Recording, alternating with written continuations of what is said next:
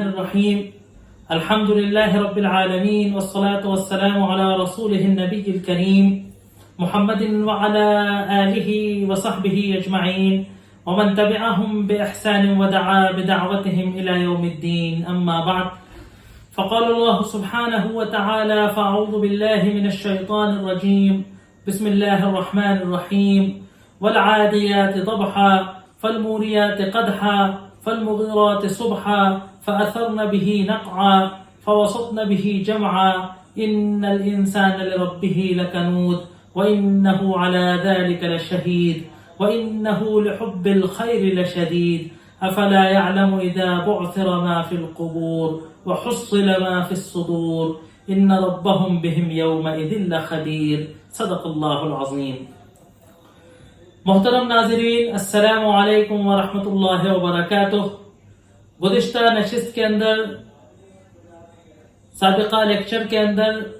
سورہ زلزال الحمدللہ مکمل ہوئی، اور جیسا کہ آپ کو بیان کیا گیا تھا کہ یہ آخری پارے کی صورتیں جو تقریباً مکی دور کی ابتدائی زمانے کی صورتیں ہیں،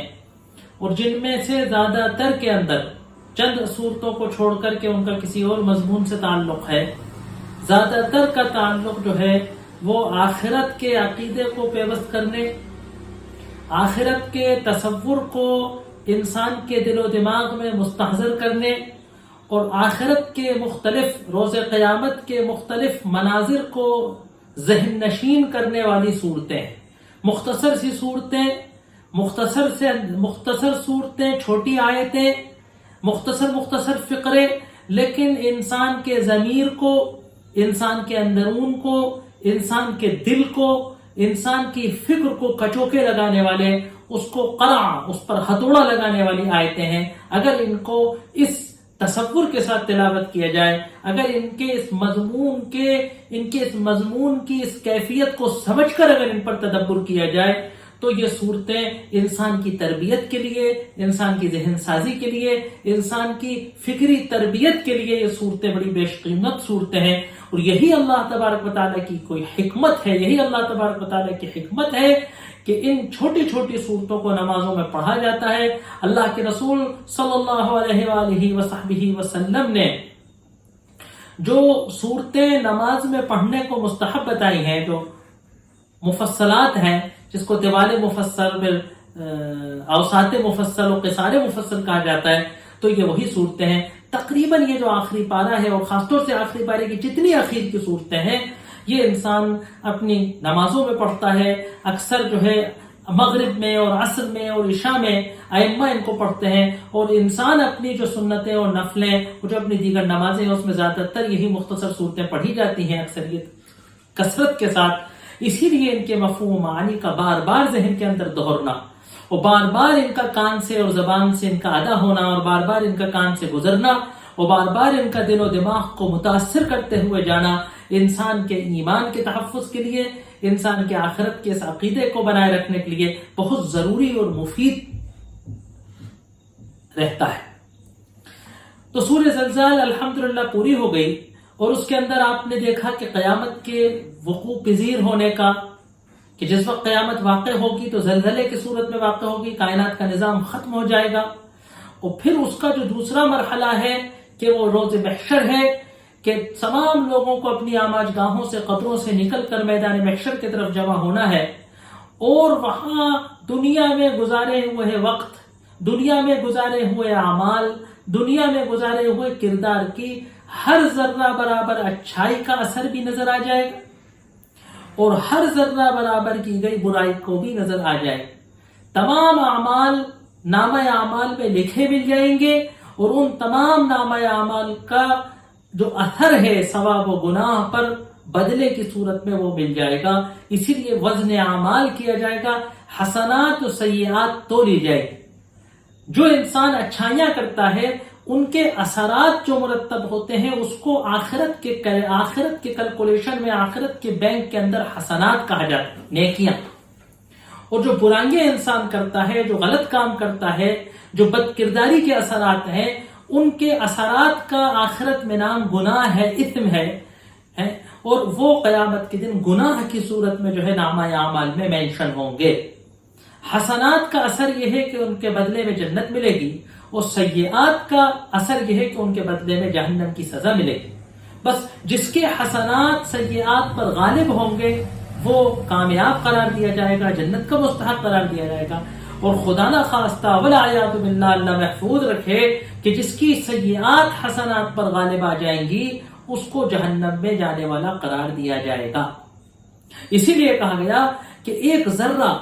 عربی میں کہتے ہیں رائی کے دانے کو، یا ذرہ کہا جاتا ہے باریک سی چینٹی کو، اور بھی زیادہ باریک کہ اگر لغت کے ماہرین کے کلام میں جائیے تو ذرہ کہتے ہیں باریک سی چینٹی کے سر کو، کہ اتنی چھوٹی سی چیز کہ جس کا اس وقت قرآن نازل ہوا تھا، ہے نا. دیکھیے عربی اسلوب میں قرآن نازل ہوا، اس وقت کے جس وقت قرآن نازل ہوا تھا شاید ناپ تول کے اندر، شمار کے اندر، گنتی اور شمار اور ناپ اور تول کے اندر اس سے چھوٹی کسی اکائی کا کوئی تصور نہیں تھا. تو تمہارے پیمائش میں جو چھوٹی سی چھوٹی اکائی ہو سکتی ہے تصور تمہارے، اس سے بھی چھوٹی جو اچھائی ہے اس کو بھی قرآن، اس کو بھی قیامت کے دن مینشن کر لیا جائے گا. کرامن کاتبین، تم دنیا میں آزاد و چھٹے نہیں ہو، تم آزاد و چھٹے نہیں ہو، بلکہ تمہاری کارکردگی کو دو انتہائی باریک میٹر کہ جس میں سے ایک حسنات کو ناپتا ہے اور ایک سیئات کو ناپتا ہے، تمہاری زندگی اس کے آبزرویشن کے نیچے ہے. اس نگرانی والی زندگی کا تم کو ایک پل کا، ایک لمحے کا، ایک سیکنڈ کا، ایک عمل کا، ایک ادا کا، ایک فکر کا، ایک سوچ کا تم کو قیامت کے دن جواب دینا ہوگا. اور تمہارے اس جواب کی بنیاد پر، اس حساب و کتاب کی بنیاد پر تمہاری آگے آنے والی آخرت کی زندگی کا دار و مدار ہو.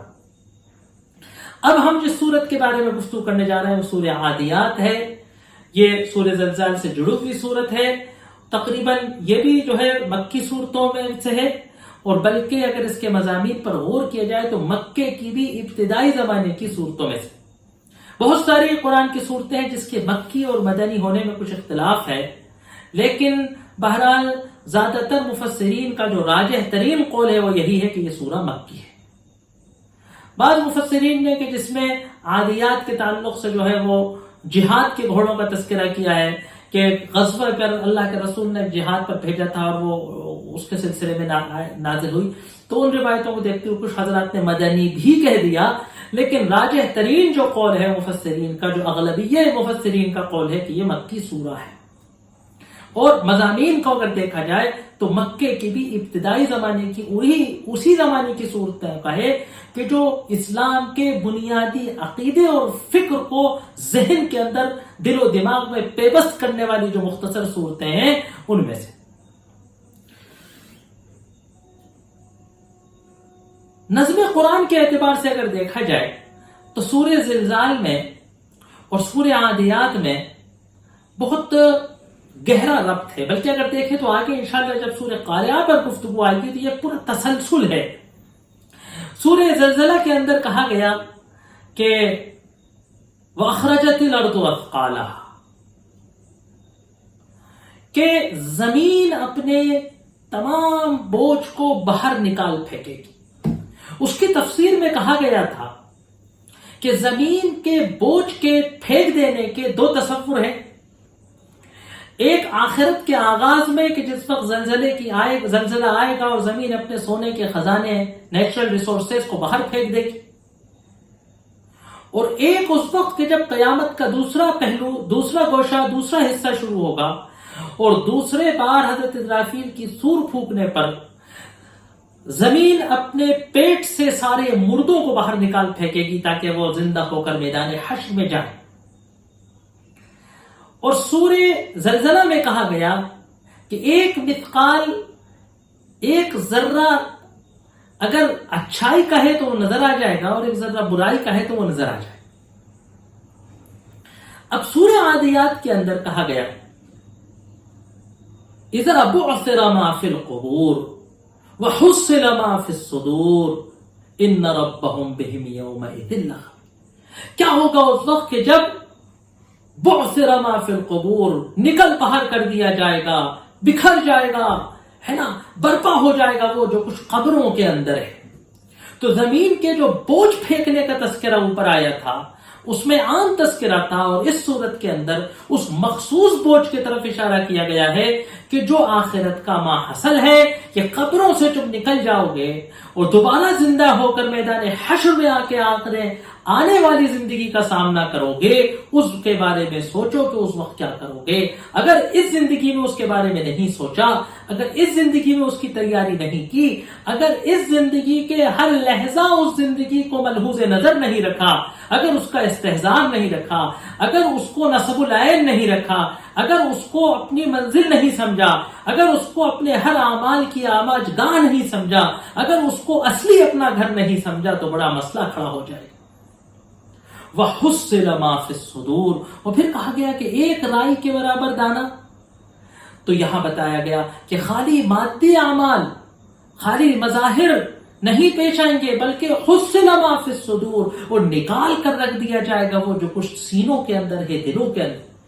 تو جو دلوں کے خیالات ہیں، جو نیتیں ہیں، جو ما فی الضمیر ہے، جو سینوں میں چھپا ہوا ہے، جو لوگوں کو نظر نہیں آتا ہے، جو دکھائی نہیں دیتا ہے، جس کو انسان چھپا لیتا ہے،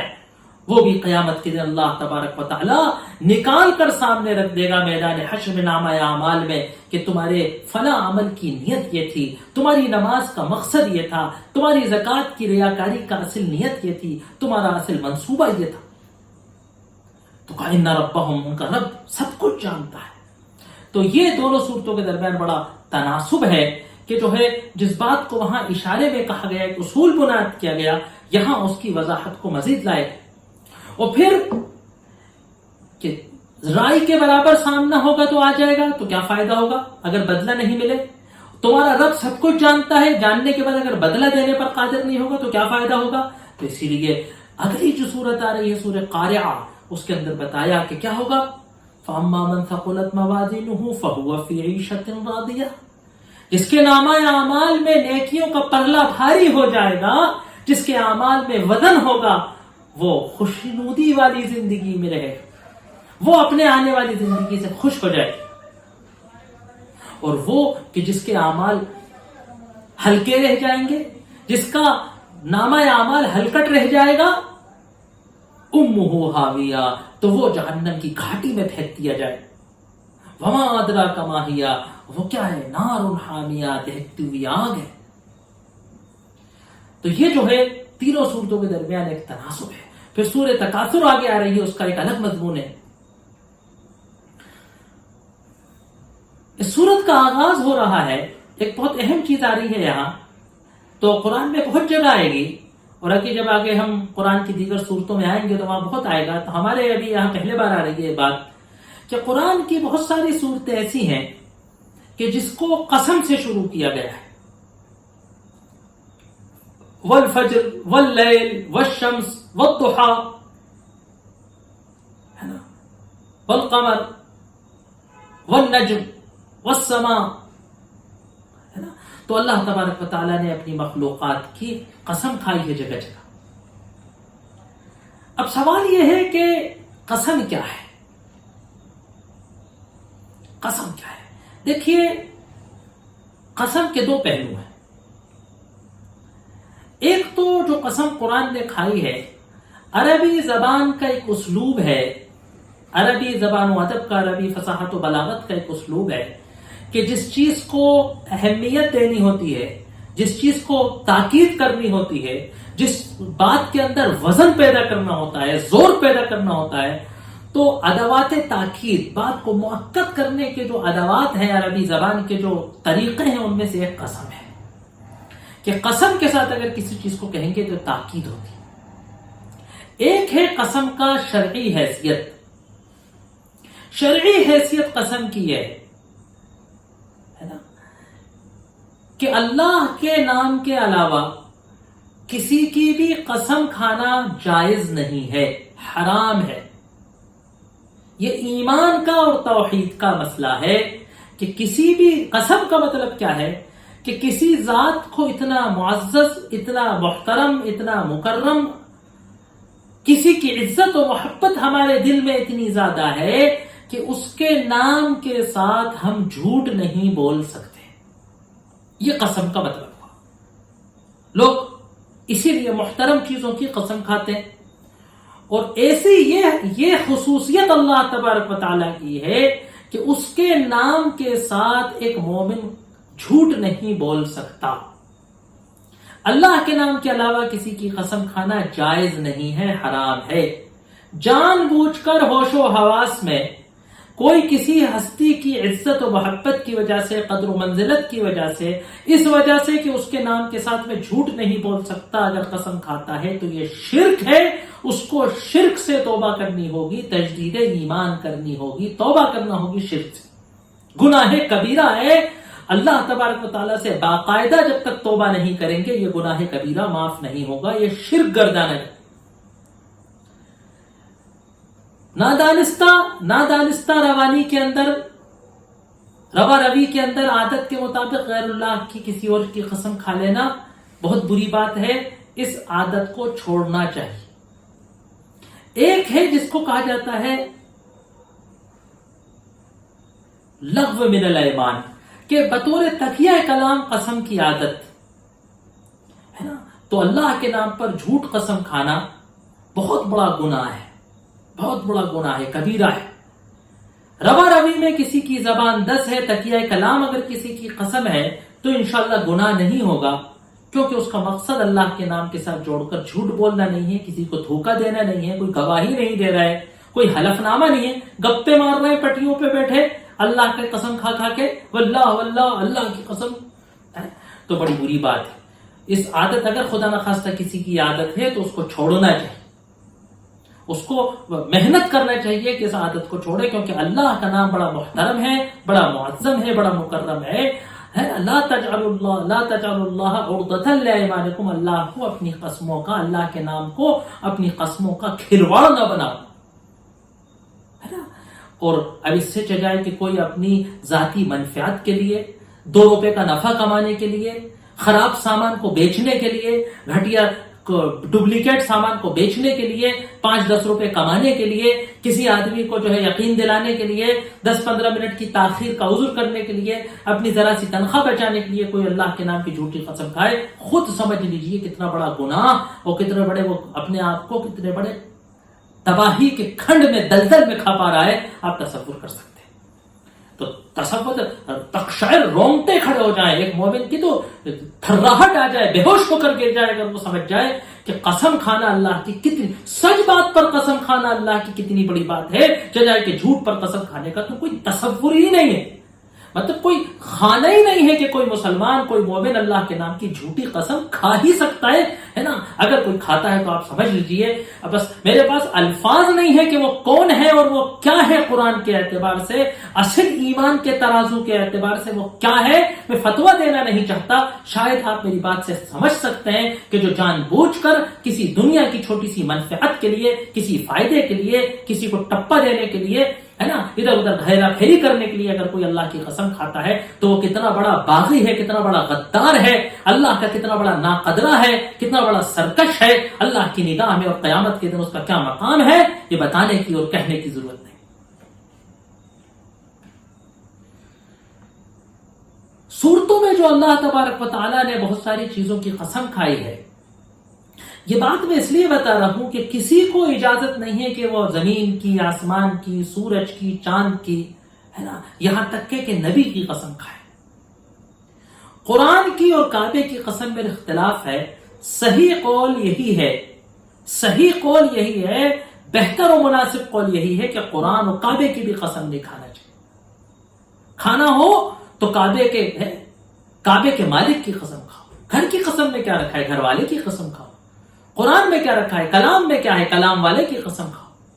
متکلم کی قسم کھاؤ، اللہ کی قسم کھاؤ۔ اگر کھانا ہی پڑ جائے قسم کھانا اگر ناگزیر ہی ہو جائے تو اللہ کی قسم کھاؤ۔ لیکن اللہ تبارک و تعالیٰ کو یہ اختیار ہے کہ وہ اپنے مخلوقات میں سے جس کی چاہے قسم کھائے، ہے نا، کیونکہ اللہ جو قسم کھاتا ہے وہ اسلوب عرب کے اعتبار سے بات میں تاکید پیدا کرنے کے لیے، وزن پیدا کرنے کے لیے، عربوں کو بات کی اہمیت کے لیے کہ صاحب بڑی اہم بات بتائی جا رہی ہے آپ کو، بڑی وزنی بات بتائی جا رہی ہے آپ کو، بڑی सटीक बात बताई जा रही है आपको, कुछ सही बात बताई जा रही है आपको, देखिए कसम से उसको मुअक्कद किया गया। तो अल्लाह तबारक व तआला अपनी मखलूकात में से उन अजीम मखलूकात की कसम खाता है जिनकी मखलूकात की अजमत की तरफ इशारा करके अल्लाह उस खालिक की अजमत की तरफ इशारा करना चाहता है कुफ्फार कुरैश को, कि देखो कि जिन मखलूकात का ये जो अनोखी सलाहियतें हैं, जब ये ऐसी हैं कि उनकी अजमत की कसम खाई जा सकती है, तो बताओ कि उसको बनाने वाला, उसको पैदा करने वाला, उसको रचने वाला है ना, वो कैसी अजीम सलाहियतों का होगा, वो कितनी बड़ी हस्ती वाला होगा। तो अल्लाह तबारक व तआला ने जगह जगह मखलूकात की कसम खाई है। अक़सामुल कुरान, कुरान की कस्में ये खुद अपने आप में एक मुस्तकिल इल्म है, उस पर लोग किताबें लिखते हैं। और जितनी जगह कुरान पाक के अंदर अल्लाह तबारक व तआला ने कसम खाई, उलमा ने, मुफस्सिरीन ने, मुहक्किकीन ने उस पर गौर व खोज किया है, उसको समझने की कोशिश की है कि यहां इस फला चीज की कसम क्यों खाई है और उस चीज में क्या अजमतें हैं कि जो उसकी कसम खाई है। तो हमेशा कसम और मक़सूम अलैह कि जिस बात की कसम खाई जा रही है कोई राबता होता है, ऐसा नहीं है कि बस किसी भी चीज की कसम खा दी है ना। फसीह व बलीग कलाम है, हकीम अलीम का कलाम है, तो हिकमत का तकाजा यह है कि जो मक़सूम है, जिस चीज की कसम खाई जा रही है, उसका आगे के मजमून से कोई गहरा ताल्लुक होता है। उस ताल्लुक को समझने से उस सूरत का या उस बात का पूरा मजमून साफ हो जाता है और समझ आता है कि अल्लाह तबारक व तआला ने इस नाजुक मौके पर इस कसम को क्यों खाया है। अभी सूरह आदियात, इसका नाम सूरह आदियात है क्योंकि इसकी पहली आयत है कि वल आदियात, दौड़ने वाले, है ना। अब जाहिर सी बात है ये घोड़ों के कुछ औसाफ बयान हो रहे हैं। ये सूरत घोड़े के मजमून पर नहीं है, यह अलामती नाम है कि क्योंकि इसकी पहली आयत के अंदर जो कसम खाई है अल्लाह ने दौड़ने वाले घोड़ों की खाई है, तो इसलिए आदियात का लफ्ज आ गया। अरबी जबान के अंदर जानवरों की जमात को, मजमुए को मुअन्नस से तस्करा किया जाता है, वहूश, उसूद, है ना। तो आदियात की सिफत है घोड़ों के लिए। घोड़ियां कोई जरूरी नहीं है, जिनसे घोड़े को पर जो सिफत है आदियात लगाई, जानवर के लिए मुअन्नस इस्तेमाल किया। यहां घोड़ों की चंद सिफतें बयान की जा रही हैं। घोड़े की कसम क्यों खाई गई है? क्योंकि देखिए बाज़ उलमा ने, मुफस्सिरीन की एक बड़ी तादाद ने यहां पर आदियात से दबहन वल मूरियात कदहन फल मुगीरात सुबहन फअथरन बिही नक़अन फवसतन बिही जमआ, 5 सिफतें घोड़ों की बयान की गई हैं। और एक बड़ी जमात है मुफस्सिरीन की जिसने इससे मुराद जिहाद के घोड़े लिए हैं, कि जिहाद के घोड़े के जो दौड़ते हैं, उनके खुरों से चिंगारियां, उनकी नालों से चिंगारियां निकलती हैं, वो जो कोई गुबार आसमान में अब्र उठाते हैं, वो जो दुश्मन की, मुशरिकीन की जमातों में घुस पड़ते हैं। ये अक्सर उलमा ने लिखा है, एक बड़ी तादाद ने मुफस्सिरीन से इससे जिहाद के घोड़े मुराद थे। लेकिन एक गौर करने की बात है छोटी सी, कि ये सूरह मक्की है और मक्के में जिस वक्त ये कुरान नाजिल हुआ है, उस वक्त ना तो मुसलमानों के पास घोड़े थे इस तरीके से, और ना उस वक्त तक जिहाद का कोई ऐसा तसव्वुर था कि जिसमें घोड़ों पर दौड़ा जाए और जिहाद का ये तस्वीर कशी सामने हो कि जब ये कसम खाई जाए तो उस जिहाद के घोड़ों की अजमत का तसव्वुर निगाहों में आ जाए। ये उस वक्त पॉसिबल नहीं था। लिहाजा राजिह कौल हमारे एतबार से जो आता है वो ये है कि क्योंकि अरब कल्चर के अंदर घोड़ों की बड़ी अहमियत थी। थोड़ी सी मैं जरा सी रोशनी जो है अरब के उस कल्चर पर डालने की कोशिश करूंगा जहां इस आदियात की सूरत नाजिल हुई है। अरबों की जिंदगी किसी हद तक खाना बदोशों की जिंदगी से मुशाबह थी। रेगिस्तान के अंदर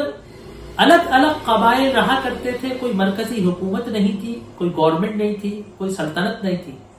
یہ آزاد خانہ بدوش قبیلے، کچھ قبیلے ایسے تھے کہ جن کی جگہیں مقرر تھیں کہ وہ وہیں ہمیشہ رہتے تھے، آباد رہتے تھے، اور کچھ خانہ بدوش تھے کہ جو چارے کے ختم ہونے پر موسموں کے ساتھ فصلوں پر اپنے نقل مکانی کر لیا کرتے تھے، منتقل ہو جایا کرتے تھے۔ زیادہ تر عرب خیموں کے اندر، چمڑے سے بنے خیموں کے اندر رہا کرتے تھے،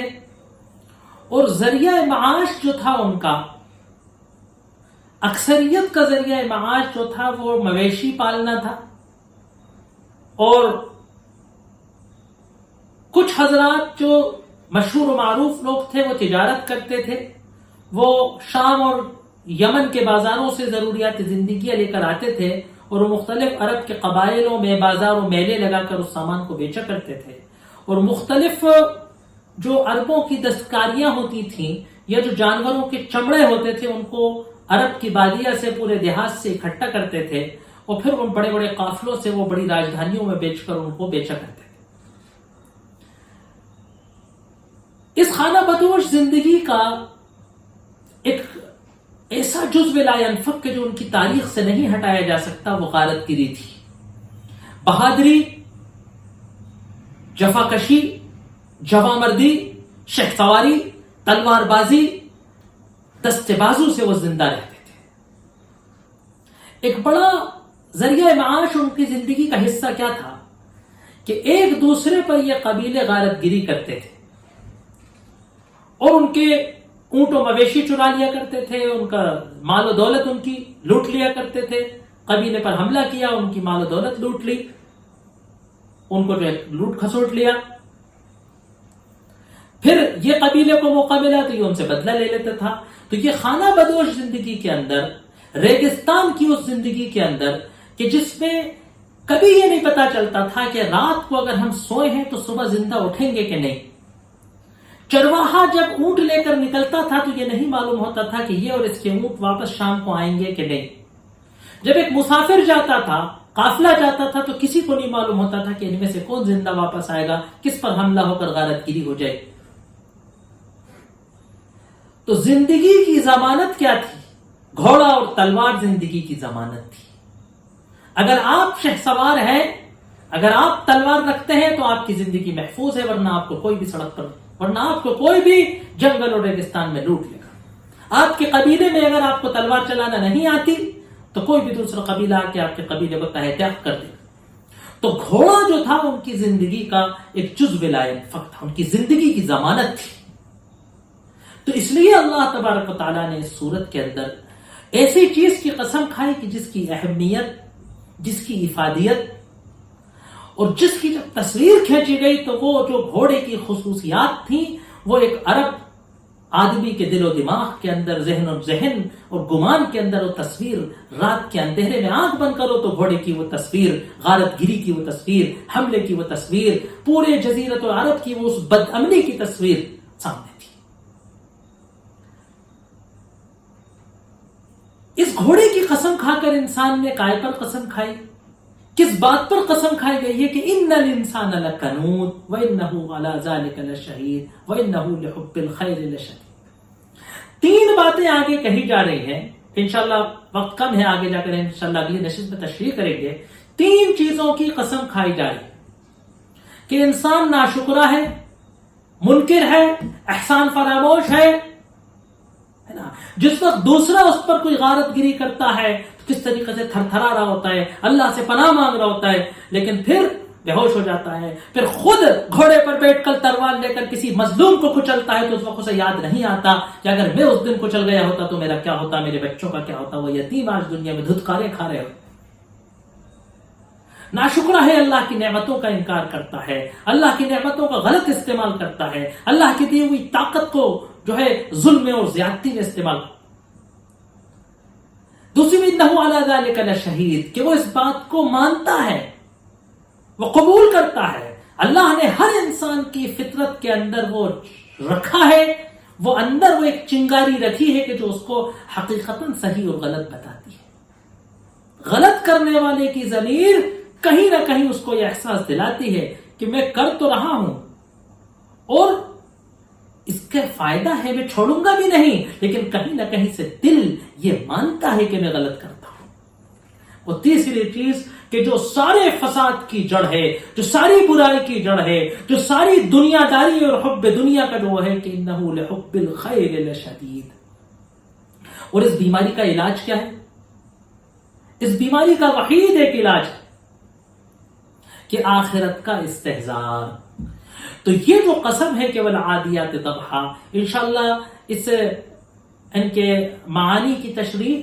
اور پھر یہ جو قسم اور قسم کا جو تعلق ہے اس کی تشریح انشاءاللہ اللہ تبارک و تعالیٰ نے توفیق دی تو انشاءاللہ اگلی نشست میں، اگلے لیکچر میں کرنے کی کوشش کی جائے گی۔ وآخر دعوانا ان الحمدللہ رب العالمین۔